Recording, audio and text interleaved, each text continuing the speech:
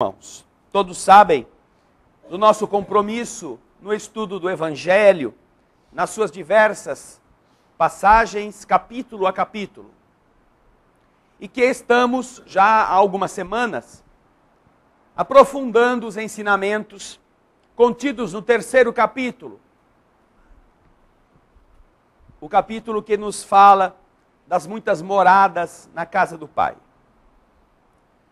Para que possamos hoje abordar o conteúdo deste capítulo, principalmente já nos encaminhando para as partes finais dele,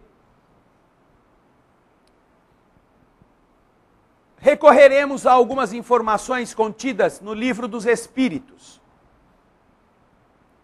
A primeira obra básica que foi editada em 1857 por Allan Kardec.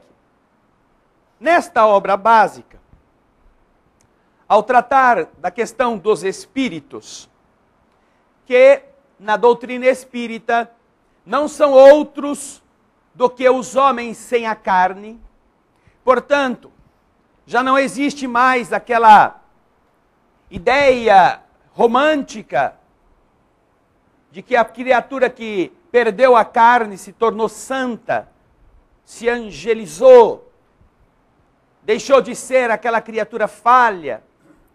Mas ao contrário, pela lógica das coisas, a doutrina espírita abriu este panorama, levantou este véu para tornar mais lógica a continuidade da vida sem qualquer milagre, que antes se debitava a perda da carne, mas que depois do entendimento real, claro, ficou patenteado que somente a vontade em exercício, no sentido oposto ao defeito, é que tem o condão de mudar alguém, e que aqueles que perdem o corpo não são diferentes de antes, quando o possuíam. Com esta visão muito clara, os espíritos oferecem a Kardec, para uma pequena abordagem do mundo invisível, um escalonamento evolutivo, uma escala espírita, que não tem nada de absoluta, como eles mesmos explicam no Livro dos Espíritos. Muitas catalogações poderiam ser feitas usando critérios diferentes, usando princípios de comparação outros. Por falta e por apenas uma necessidade pedagógica, o mundo espiritual apresenta a Kardec uma catalogação baseada no grau evolutivo dos espíritos.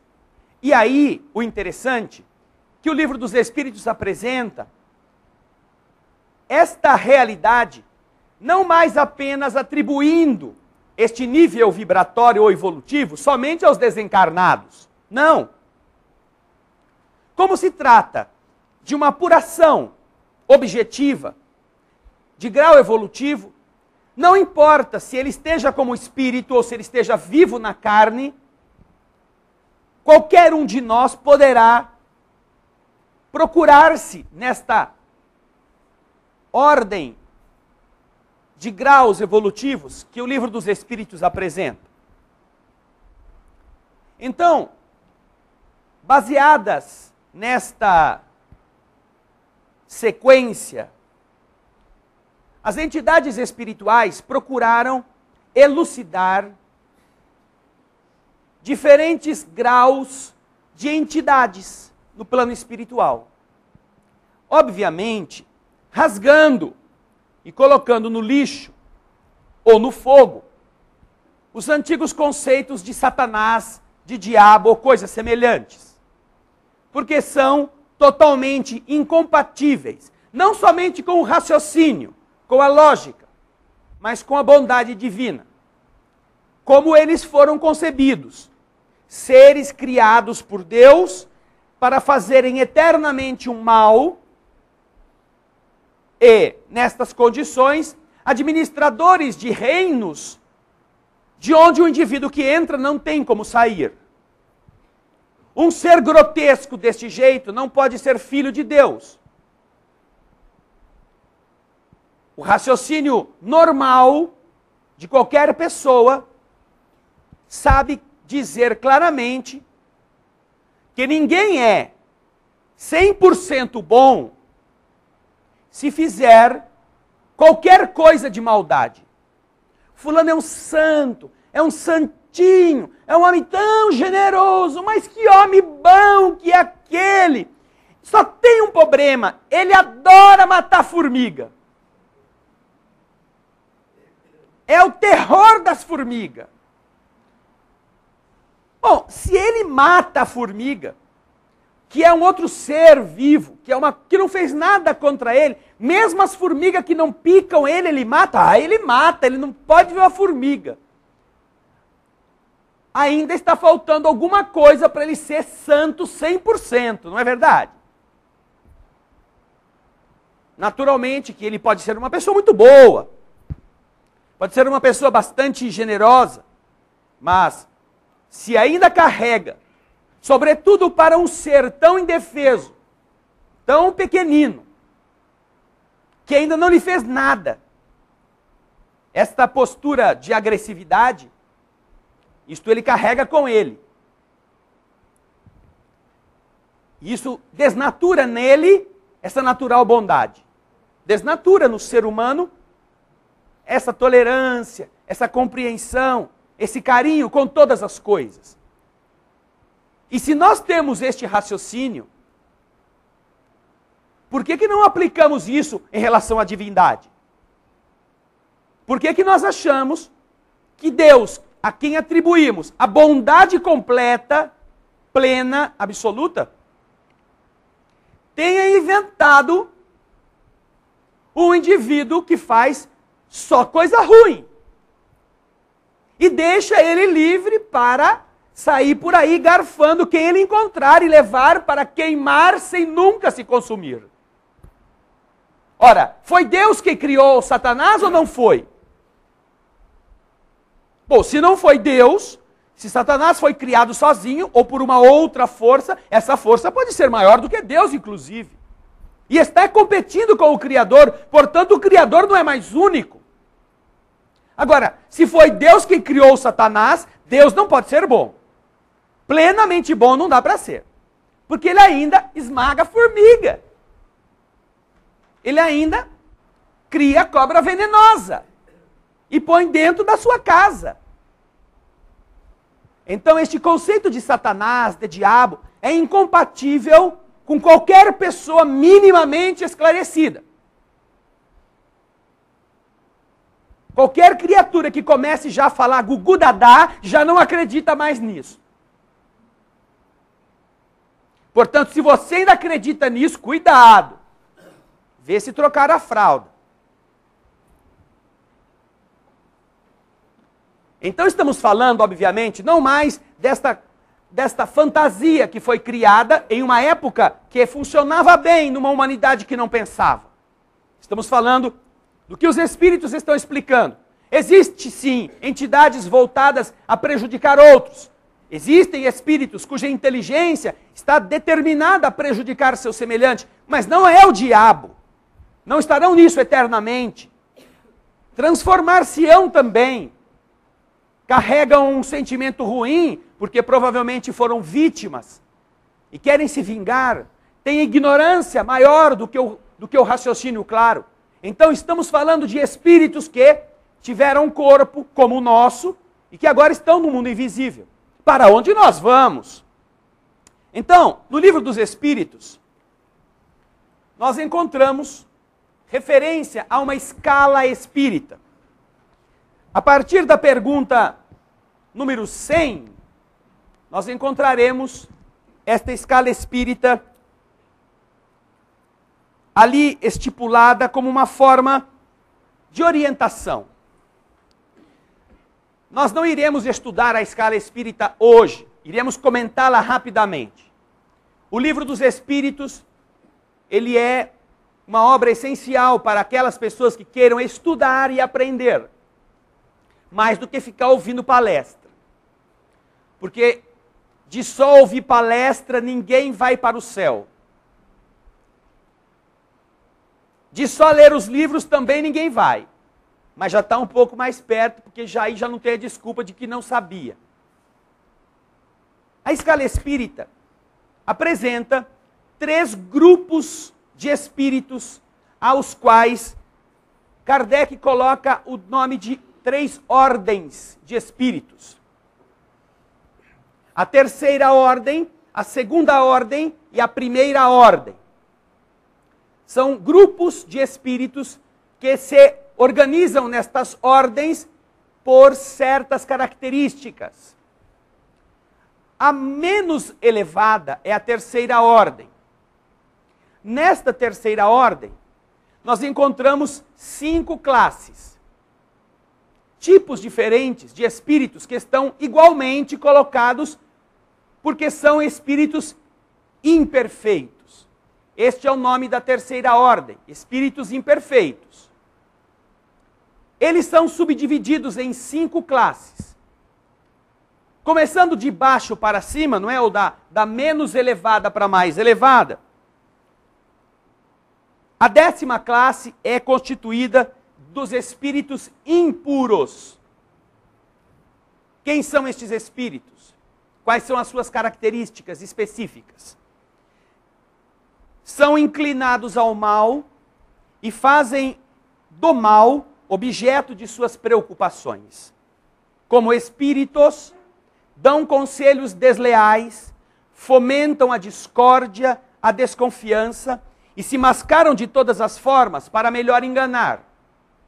Ligam-se aos homens de caráter bastante fraco para cederem às suas sugestões, a fim de prejudicá-los, satisfeitos em poderem retardar o seu progresso e fazê-los sucumbir nas provas porque passam.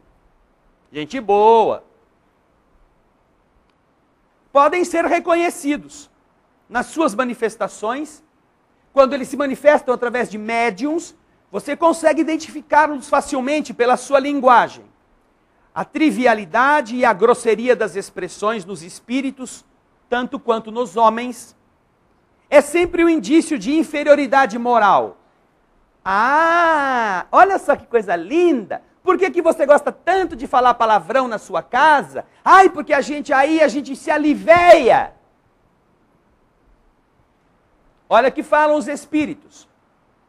Reconhece-se os espíritos inferiores impuros pela sua linguagem, a trivialidade e a grosseria das expressões nos espíritos como nos homens, aí entendido homem e mulher, é sempre um indício de inferioridade moral e até mesmo intelectual. Quem está dizendo isso são os espíritos, não é o André. Então observe qual é a sua prática verbal, qual é a sua maneira de exprimir-se. E se você, ao fazer uso desse tipo de linguagem, trivial e grosseira, está apenas se desculpando, na verdade você está apenas, muitas vezes, dizendo que você é deste jeito. E você gosta de ser assim. Suas comunicações, as comunicações desse tipo de espírito, revelam baixeza moral, revelam a baixeza das suas inclinações. E se tentam enganar, falando de uma maneira aparentemente sensata, não podem sustentar por muito tempo o seu papel e acabam sempre por revelar a sua origem. Certos povos fizeram destes espíritos entidades malfazejas. Outros os designaram sob o nome de demônios, gênios do mal, espíritos do mal. Quando estão encarnados, olha que coisa boa agora é com nós. Todo mundo que está aqui encarnado abre o ouvido. Quando estes espíritos estão encarnados, os seres que eles animam são inclinados a todos os vícios que engendram as paixões vis e degradantes, a sensualidade, a crueldade, o embuste, a hipocrisia, a cupidez e a avareza sórdida. Fazem o mal pelo prazer de fazê-lo. E muito frequentemente sem motivo. Escolhem suas vítimas por ódio que têm ao bem. Quase sempre entre pessoas honestas. Como eles não gostam do bem, procuram pessoas que pareçam ser boas e as atacam. E as fustigam. E as oprimem. E as perseguem. São flagelos para a humanidade. Qualquer que seja a categoria social a que pertençam. E o verniz da civilização não os livra da vergonha ou da ignomínia. São estes os espíritos da última classe, espíritos impuros. 10ª classe. Depois vem os espíritos levianos. 9ª classe.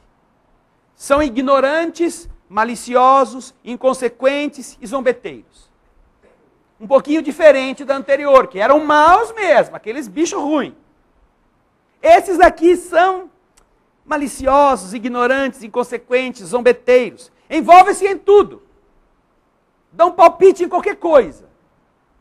Respondem a tudo sem se preocuparem com a verdade. Ficam felizes em causar pequenos desgostos e pequenas alegrias. Atormentando, induzindo maliciosamente ao erro por meio de fingimentos e travessuras. A esta classe pertencem os espíritos vulgarmente designados sob o nome de gnomos, duendes, diatribes, trasgos. Estão sob a dependência de espíritos superiores. Os espíritos superiores podem usar os serviços destas entidades, dependendo de qual seja a finalidade específica que eles necessitem atingir. Nas suas comunicações com os homens, a sua linguagem é algumas vezes espiritual e engraçada, mas quase sempre sem conteúdo.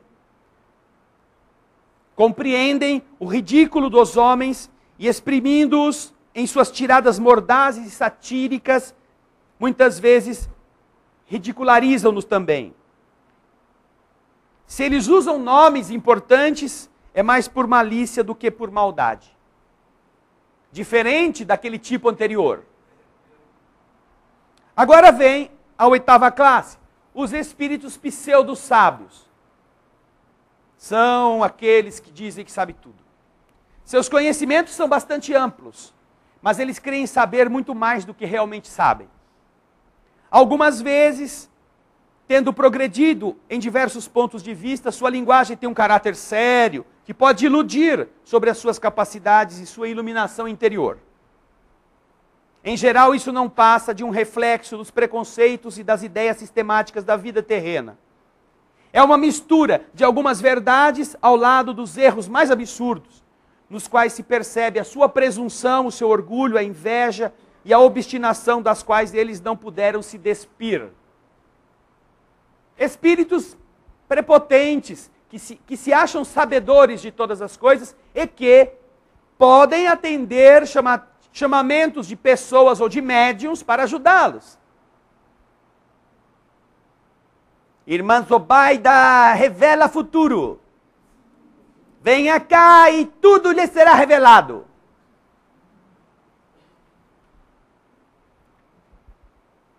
Quer saber o seu futuro? Venha cá. Que espírito pode ser tão prepotente e tão inferior ao mesmo tempo para atender, mediante pagamento, ou mesmo sem pagamento em dinheiro, o interesse de alguém que queira saber tudo sobre todas as coisas? Somente uma entidade assim, leviana e falsamente sábia. Porque se fosse verdadeiramente sábio, a primeira coisa que ia fazer era ir embora desse covil.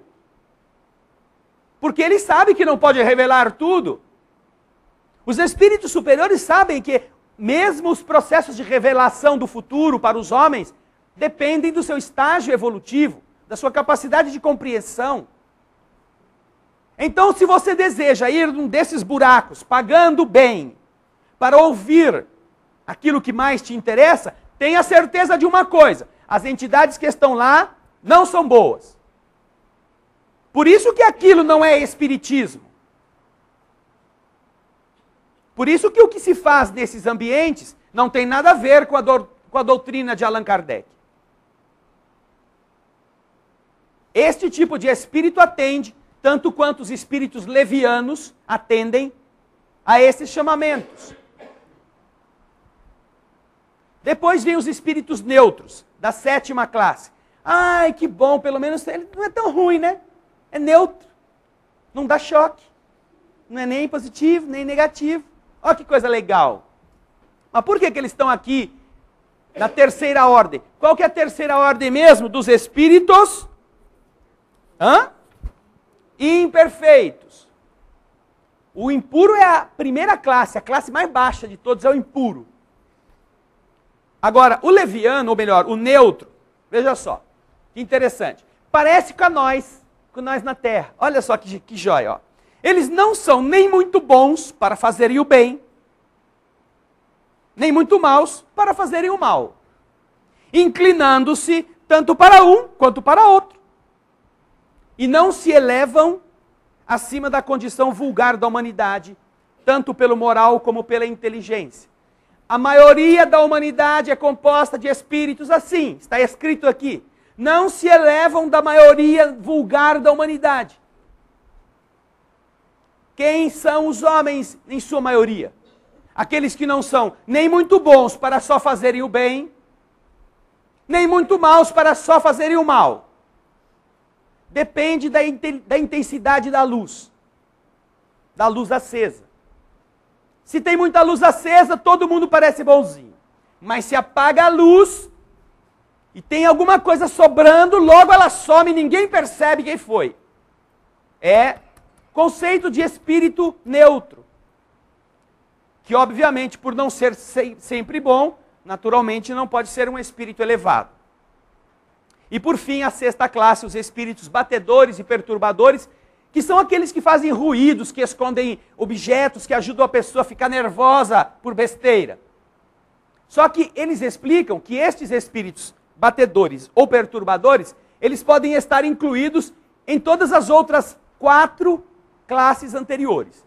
Você pode ter um espírito leviano, que é batedor também, pode ter um espírito impuro, que também faz isso, que é perturbador. Então, esta última classe dos espíritos imperfeitos pode estar mesclada nas classes anteriores. Vamos então recordar. Terceira ordem de espíritos. Espíritos imperfeitos. Composta de 5 classes. Espíritos impuros, espíritos levianos, espíritos pseudo-sábios, espíritos neutros e espíritos batedores e perturbadores. Por isso que eu sempre falo para vocês, vem com um caderninho, um LASP. Mas como vocês têm o livro dos espíritos em casa, vai lá e procura ele. Bom, mas nem só de coisa ruim é feita a humanidade. Então os espíritos explicam. Terminou a 3ª ordem, nós vamos para a 2ª ordem. A 2ª ordem de espíritos é composta por quem? Por gente melhor, por espíritos já avançados um pouquinho. Então, temos, na 5ª classe, espíritos benevolentes. A qualidade predominante neles é a bondade. Alegram-se em prestar serviço aos homens e protegê-los, mas o seu saber é limitado. Seu progresso é mais efetivo no sentido moral do que no sentido intelectual. Depois temos os espíritos sábios. Primeiro os benevolentes, depois os sábios. São aqueles que se distinguem principalmente pela extensão dos seus conhecimentos. Preocupam-se menos com as questões morais do que com as questões científicas, para as quais eles têm mais aptidão. São espíritos que têm a inteligência mais desenvolvida e, apesar de não se preocuparem tanto com as questões morais, são bons. Não são espíritos que fazem o mal com a sua inteligência. Não. Mas eles se devotam ao estudo, se devotam à pesquisa, se devotam ao desenvolvimento das ciências. São os espíritos sábios. Depois deles, os espíritos de sabedoria. O anterior é sábio. Os que vêm depois, os espíritos denominaram de espíritos de sabedoria. Caracterizam-se pelas qualidades morais da natureza mais elevada. Sem possuírem conhecimentos ilimitados, são dotados de uma capacidade intelectual que lhes possibilita um julgamento sadio sobre os homens e as coisas. Diferentemente dos espíritos sábios, eles têm a inteligência e um pouco já desenvolvido a mais as preocupações morais. Por fim, o último grupo, a última classe dos espíritos, dos bons espíritos, que é o nome da segunda ordem, os bons espíritos, nós temos os espíritos superiores. Os bons espíritos, então, a segunda ordem, composta por 4 classes. Primeira classe, benevolentes, que leva o número 5 aqui. Quinta classe.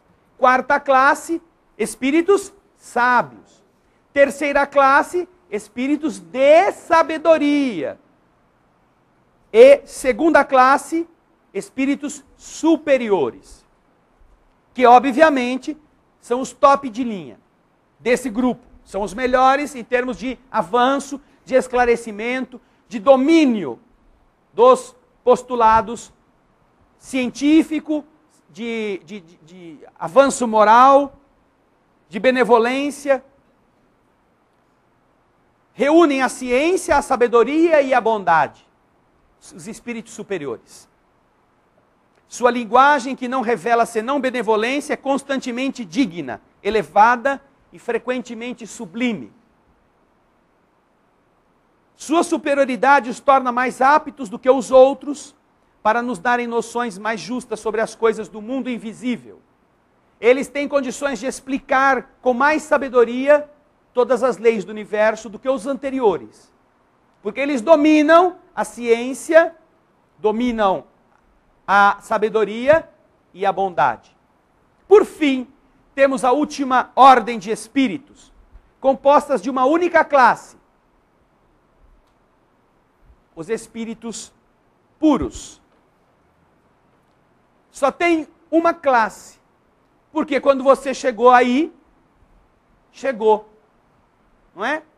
Não tem mais como progredir em termos da orientação que os espíritos nos deram nesta época. Estes espíritos não sofrem influência da matéria. Têm superioridade intelectual e moral absoluta em relação aos espíritos das outras ordens. Bom, resumindo, 3 ordens. Terceira ordem, espíritos imperfeitos. Vamos repetir. Espíritos imperfeitos. Composta de 5 classes. 10ª classe, espíritos impuros. Eu ouvi gente falando imperfeitos. Classe agora. O imperfeito é o nome da ordem, do grupão. 10ª classe, espíritos impuros. 9ª classe, espíritos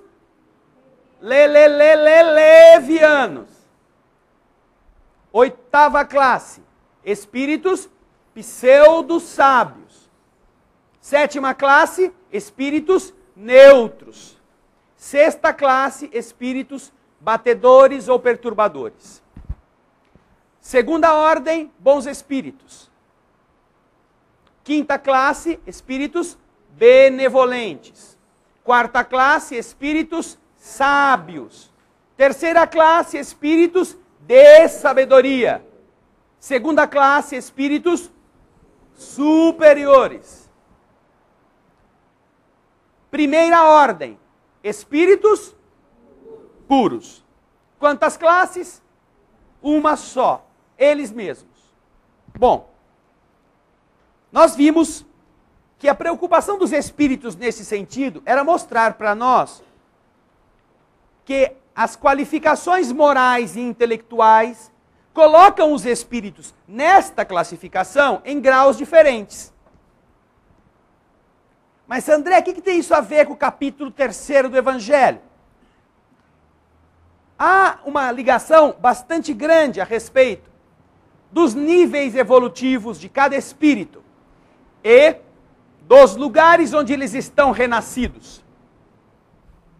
Nós aprendemos que existem mundos primitivos, não é verdade?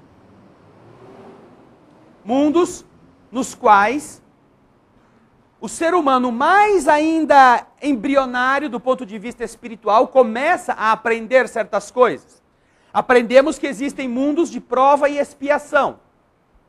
Mundos nos quais podem haver espíritos primitivos, mas estão também presentes espíritos semicivilizados e espíritos exilados de mundos para que, no mundo de prova e expiação, melhorarem e ajudarem a melhora dos outros. Carregam um fardo também de atraso. Vimos que a Terra está deixando de ser um planeta de prova e expiação e ganhando uma nova condição, indo na direção de um mundo regenerador. E agora, falando do mundo de regeneração, que está colocado entre, é um mundo de passagem, é um mundo é um mundo intermediário, vamos dizer assim, né? Um estágio de descanso na evolução do espírito, entre o mundo de prova e expiação e o mundo feliz. Já vimos que no mundo feliz só tem gente, o quê? Não. Tem maior parte de gente feliz, de gente querendo fazer o bem. Mas ainda tem lá uns patinhos feios. Só que no mundo feliz, a predominância é do bem sobre o mal. Enquanto que num planeta de prova e expiação, a predominância é do mal sobre o bem. Que é onde nós estamos. Então, o capítulo 3, na questão do mundo de regeneração, nos fala o seguinte: os mundos de regeneração servem de transição entre os mundos de expiação e os mundos felizes. A alma que se arrepende, neles encontra a calma e o repouso, acabando de se depurar. O mundo de regeneração não é nada diferente do mundo de prova e expiação na questão física, porque os nossos corpos lá continuam sendo de carne e osso. Ainda temos as angústias, temos as lutas, só que as paixões já não são desordenadas. No mundo de regeneração, nós não temos mais orgulho que faz calar o coração, de inveja que o tortura, de ódio que o sufoca. Não temos mais assim estas coisas. A palavra amor está escrita sobre todas as frontes. Uma perfeita equidade regula as relações sociais, todos se revelando a Deus e tentando ir a Ele segundo suas leis, seguindo suas leis. Falamos sobre isso semana passada. Mas o que eu quero hoje, aproveitar o livro dos Espíritos, é para tocar neste tema da escala espírita que nós acabamos de ver, numa comparação muito sugestiva, que Kardec nos apresenta na Revista Espírita de 1858. A Revista Espírita de 1858 é a primeira iniciativa de Kardec para criar um veículo de informação que seja hábil, ágil, para receber de todas as partes informações sobre a doutrina espírita que está eclodindo em todas as áreas. É como um fórum de debates que era lançado a cada mês em um exemplar que Kardec usava para comentar casos e fazer circular pela Europa, pela França e pelos outros países temas da doutrina espírita que as pessoas estavam ali querendo saber, notícias do movimento espírita, coisas que, através das revelações do mundo espiritual, poderiam cair já no conhecimento das pessoas. E na Revista Espírita, do mês de março de 1858, aliás, nesta revista deste ano, de 1858, ao tratar da questão da evolução dos diversos planetas do nosso sistema solar, Kardec traz um dos desenhos feitos através de um médium da época, da residência ocupada pelo espírito Mozart, no planeta Júpiter, em um encarte colocado na Revista Espírita, que é muito bonito e inspirador, próprio de um planeta como aquele que é considerado pelos espíritos como mais evoluído do sistema terreno, do sistema solar, entre planetas que aqui possam ser habitados pelos espíritos. Querem ver? Bonito. Revista Espírita, não vai dar para ver com muita clareza para todos, mas vocês encontrarão, inclusive na internet, a Revista Espírita gratuita. E poderão, inclusive, ver o desenho feito por um médium, Vitorien Sardou, da equipe de Kardec, ao trazer, entre outros, este aqui. Bom, isto está em um dos meses lá na frente. Mas, no mês de março, ao falar sobre a vida espírita, não estou falando de vida encarnada, os espíritos estão explicando do grau evolutivo dos espíritos que habitam alguns dos planetas do nosso sistema solar. Ele diz assim, fazendo referência a essas classes e ordens que nós explicamos, quantas ordens eram mesmo? 3. A terceira ordem, espíritos imperfeitos. Segunda ordem, espíritos bons espíritos. E a primeira ordem, espíritos puros. Ao falarmos então destas 3 ordens e das suas classes respectivas, os espíritos explicam a Kardec a seguinte coisa. Kardec depois coloca aqui. Suponhamos então um globo habitado exclusivamente por espíritos impuros, aqueles da 10ª classe, só daquela coisa boa, que vocês tenho certeza se lembram que eu li aqui.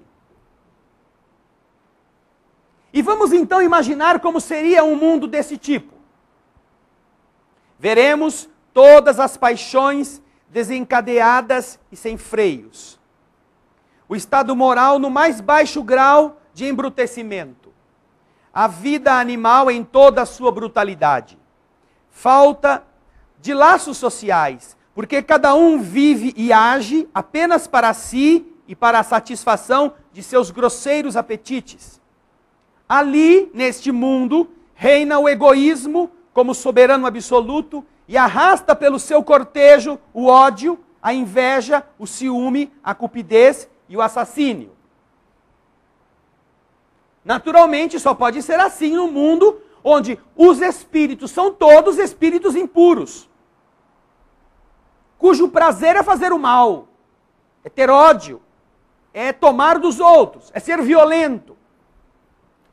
Passemos agora a uma outra esfera, a um outro mundo, onde se encontram não apenas espíritos da última classe, mas espíritos de todas as classes daquela terceira ordem.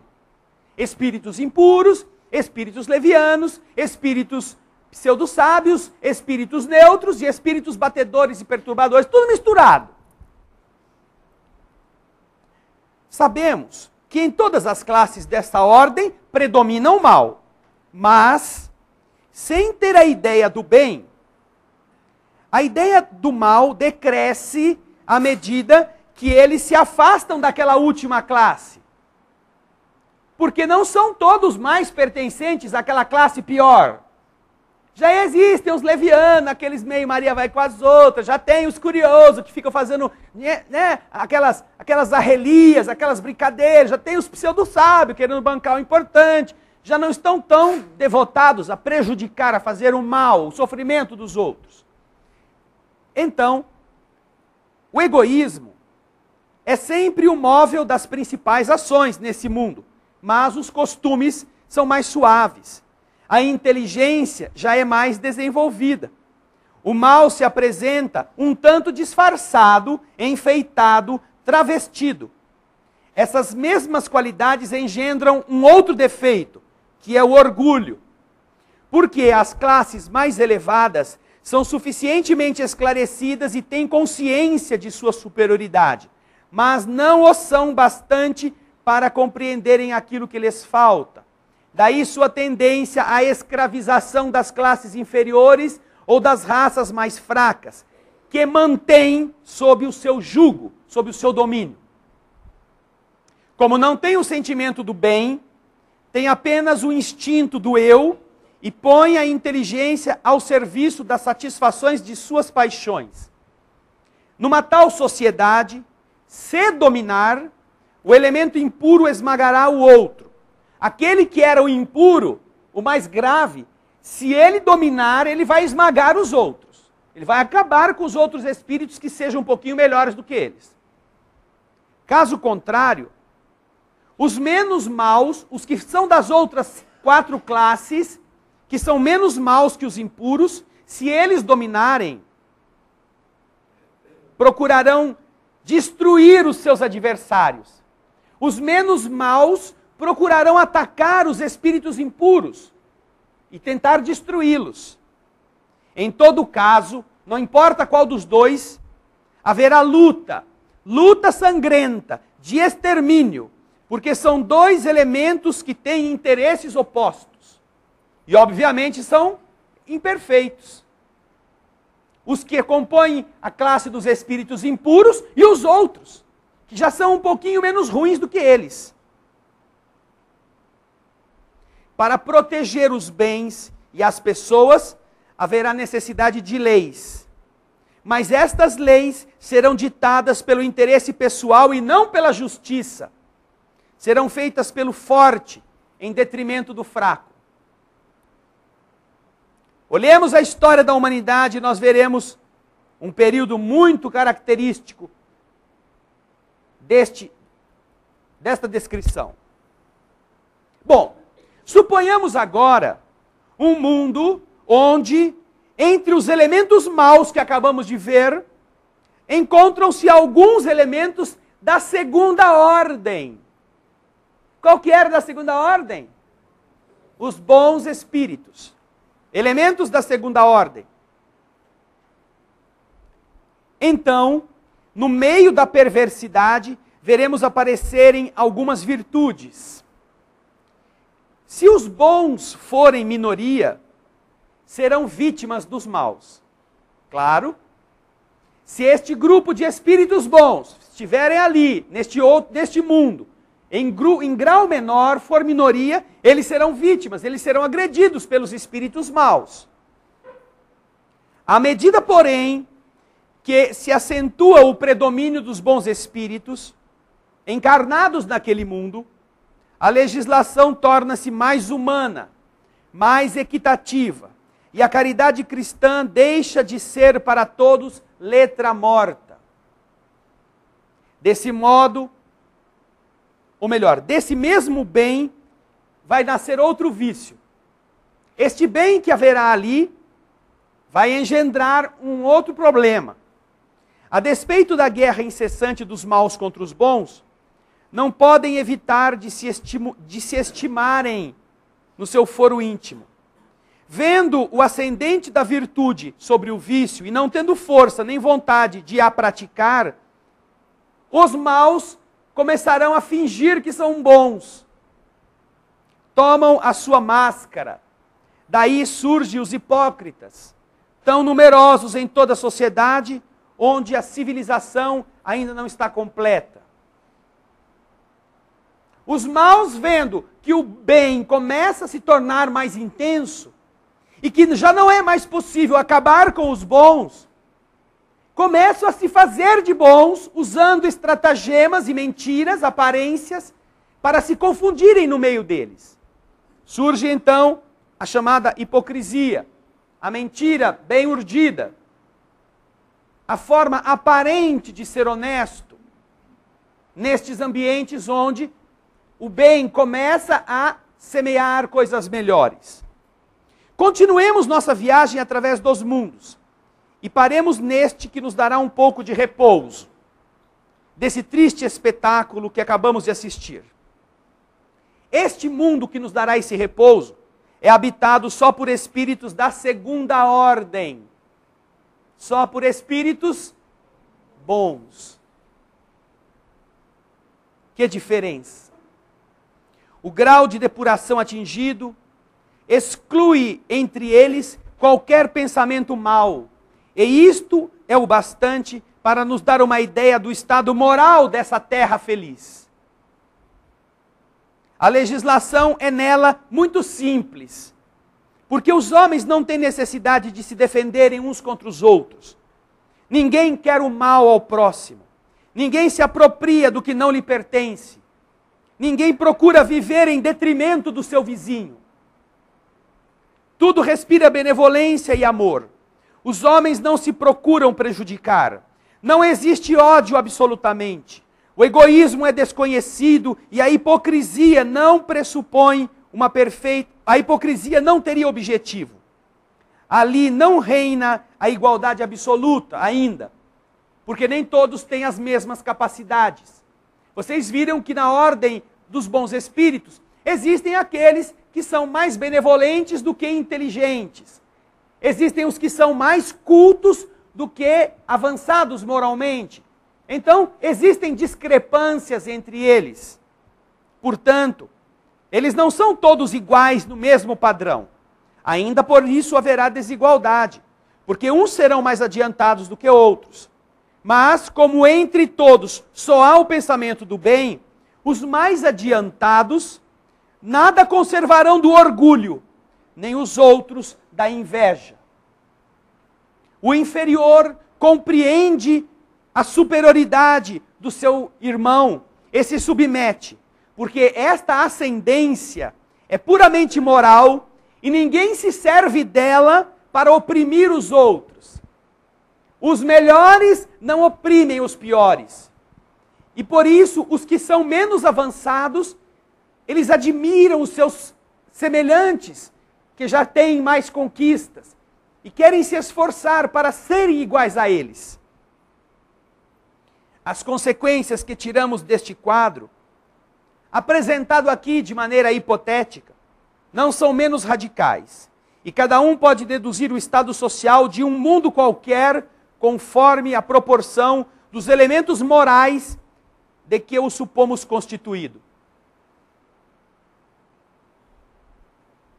A Terra se encontra no meio deles. A maioria dos seus habitantes pertencem incontestavelmente a todas as classes da terceira ordem. E uma parte insignificante das últimas duas classes da segunda ordem. A maioria dos habitantes da Terra está composta de espíritos das 5 classes dos espíritos imperfeitos. E uma insignificante quantidade de espíritos benevolentes e sábios. Insignificante quantidade deles. Esta é a mescla de evolução que coloca a Terra nesse estágio em que ela se encontra hoje. Os espíritos superiores da segunda e da terceira classe aqui desempenham, por vezes, missões de civilização e de progresso, mas constituem exceções. Vêm para ajudar a progredir as classes anteriores, mas não moram aqui, não reencarnam aqui, senão excepcionalmente. Planeta de prova e expiação, a caminho da regeneração. Como fazer para que a regeneração se instaure mais depressa? Auxiliando o mundo a ser diferente para melhor. Não fique triste se você se achar pertencente a uma das classes dos espíritos imperfeitos. Não fique triste. Fique triste se você passar 10 anos se achando assim. Fique triste, fiquemos tristes. Se a cada dia nós não desejarmos ser um pouco menos ruins. Fiquemos tristes se tendo a capacidade de entender as coisas e as entendendo tão claramente. Nós não formos aqueles que começamos a compreender a ignorância dos maus e ao invés de trucidá-los, ajudá-los a serem diferentes. Aí sim, se nós não fizermos nada disso, não estará valendo a pena viver na terra e não será possível continuar nela. Porque explicam os Espíritos que esta transição que está acontecendo é exatamente o esforço de banir-se o mal deliberado do modo de ser das criaturas que habitam o planeta Terra, convidando os que são da velha ordem a que se renovem e colocando no mundo seres em maior quantidade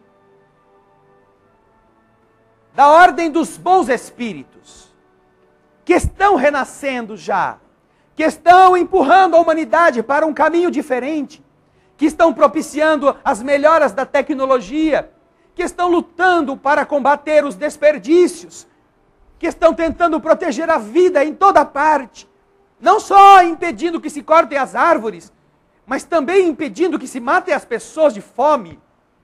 Não só que não se coloque fumaça na atmosfera, mas que os governos parem de explorar o vício do seu povo, cobrando tributos da quantidade de bebida e de álcool e de fumo que se consuma.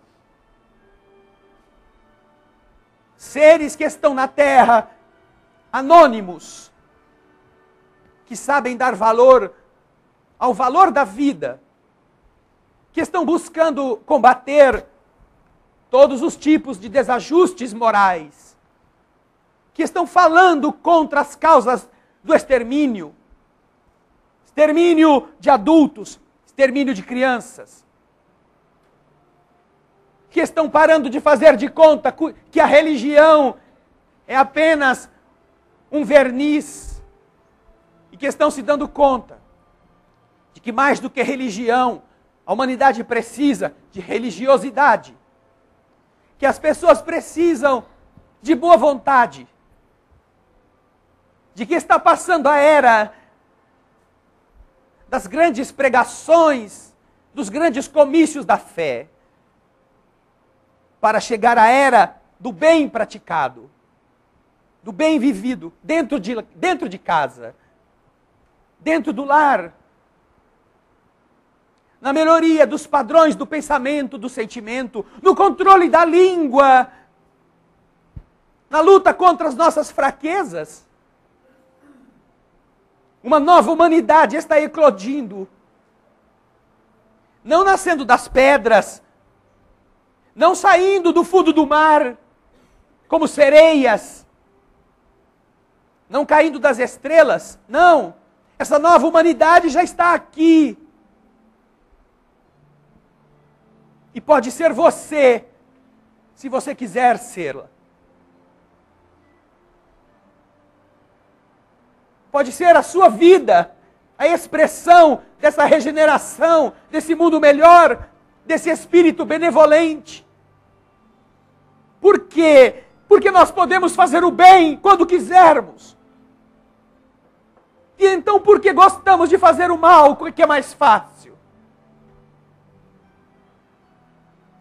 E é então que observamos um mundo que está em ebulição, como um copo onde se colocou um comprimido efervescente.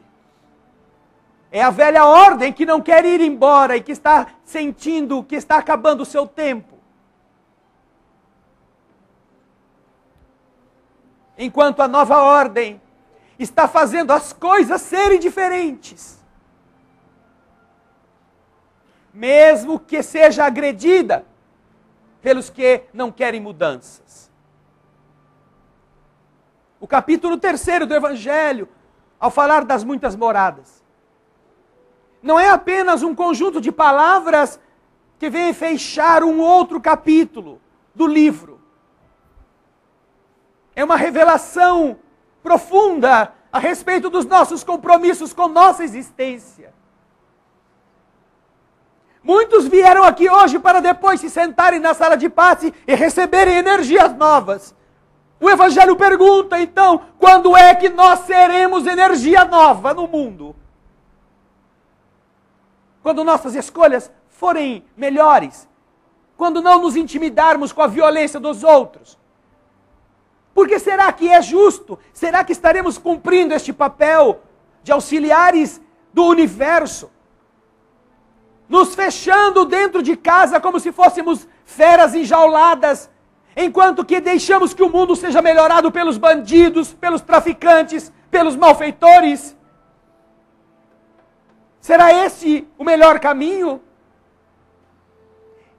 Quando os bons têm medo de perder o seu patrimônio, têm medo de gastar aquilo que juntaram com avidez ou com receio de passarem necessidades, nós estamos vivendo para o cemitério ou estamos vivendo para a eternidade? Como estamos vivendo?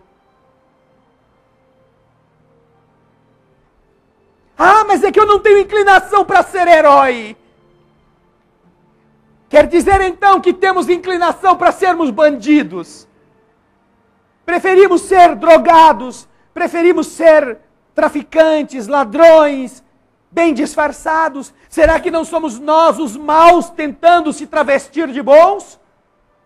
Indo nas igrejas, como diz aqui a própria Revista Espírita, da distorção que vai acontecer na humanidade, quando o bem começar a querer prevalecer e os maus, não querendo mudar, tentarão se fantasiar de bonzinhos.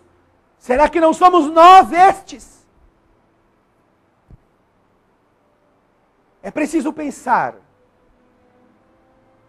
Diz Jesus que este é o trabalho da última hora.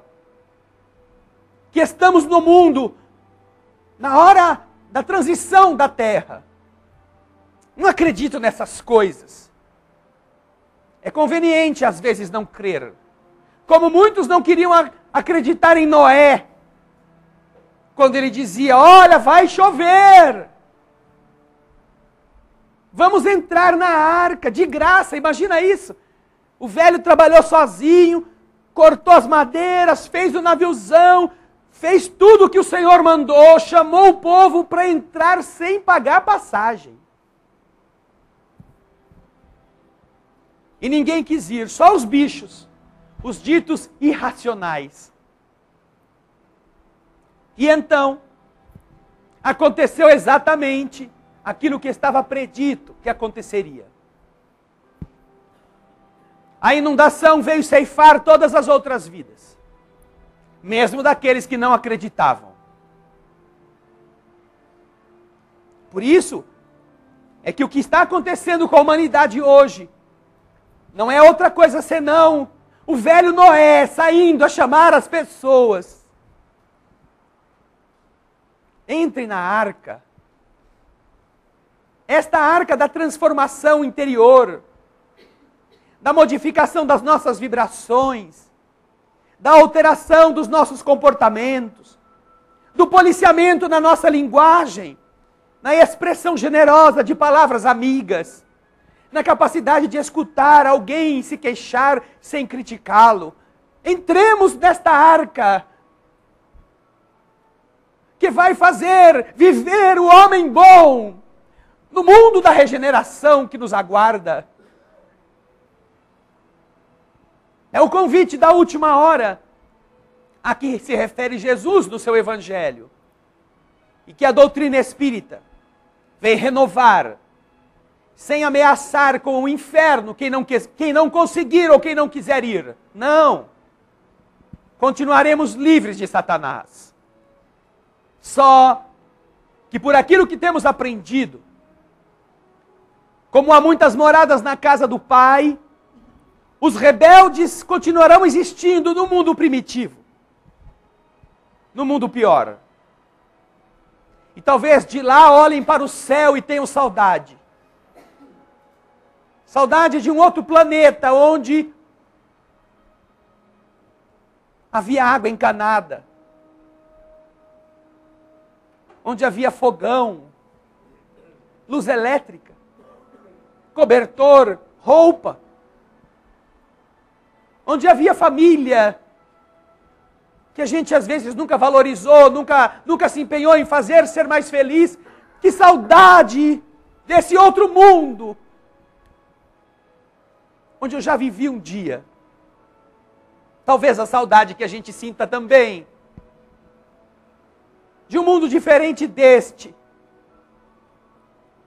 que a gente tem visto massacrar os bons, massacrar os honestos, punir as criaturas competentes e enaltecer os bandidos, favorecer os preguiçosos. Esta é a arma dos ignorantes, para ver se os bons desistem. Mas todos eles já têm passagem comprada para a nova jornada num outro lugar.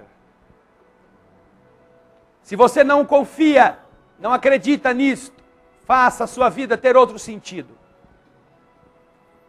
Para que possamos nos encontrar aqui, não somente nesta existência, porque essa existência não vai durar muito tempo, mas que a gente possa se encontrar aqui, sob a proteção do Cristo, nosso amigo,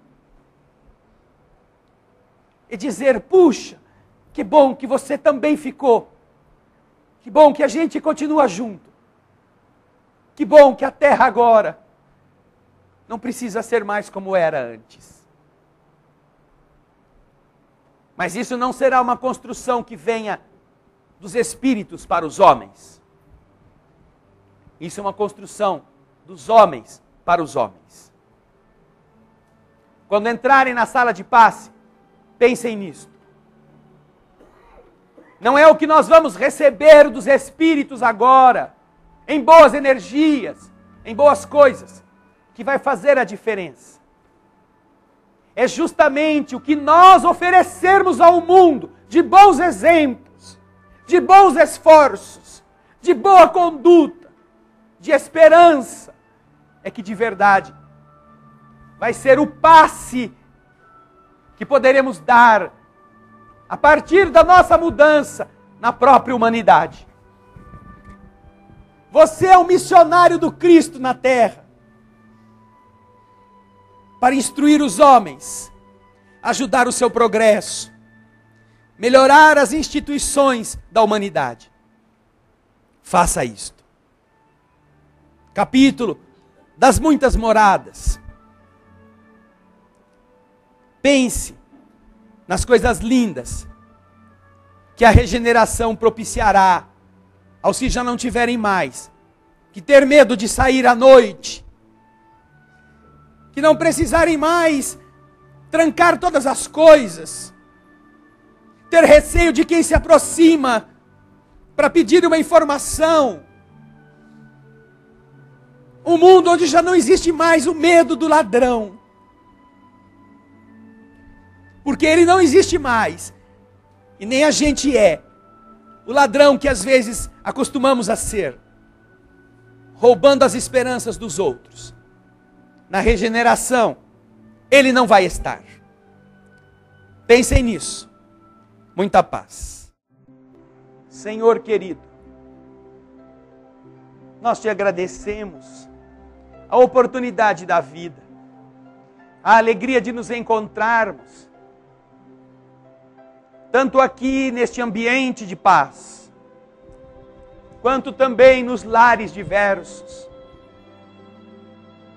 na casa de pelo menos uma pequena multidão que também participa nesse instante da nossa oração, que está buscando o entendimento, que está desejando ser melhor pela compreensão das leis espirituais. Ah, querido Mestre, nesta pequena e modesta alvorada, nós nos felicitamos por não estarmos sozinhos, por estarmos podendo ser pequenos espelhinhos a refletirem estes raios de sol que brotam do horizonte, para fazê-los chegar mais longe, para levá-los mais distantes.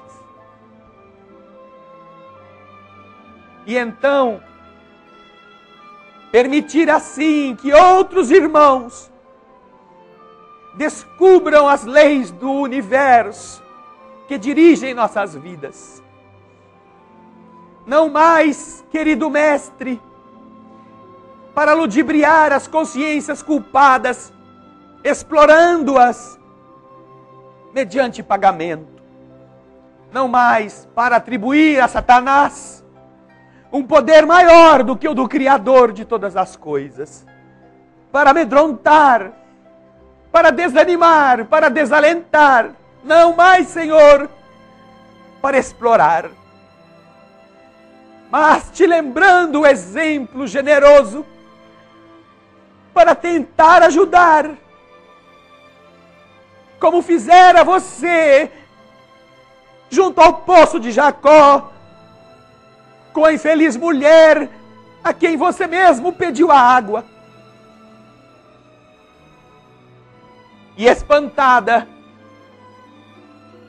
de alguém judeu dirigir-se a uma mulher samaritana, escuta da tua palavra: se soubesses quem eu sou, eras tu que me pediria água, porque a água que tenho mata a sede para sempre.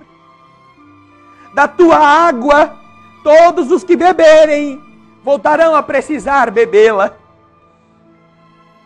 Mas da água que eu carrego, diz você, Jesus, a mulher ingênua, desta basta uma vez. Por isso, Senhor, nós te agradecemos por podermos nesta noite unirmos-nos em prece, buscando esta água cristalina e ao mesmo tempo, como aquele que a oferece a todos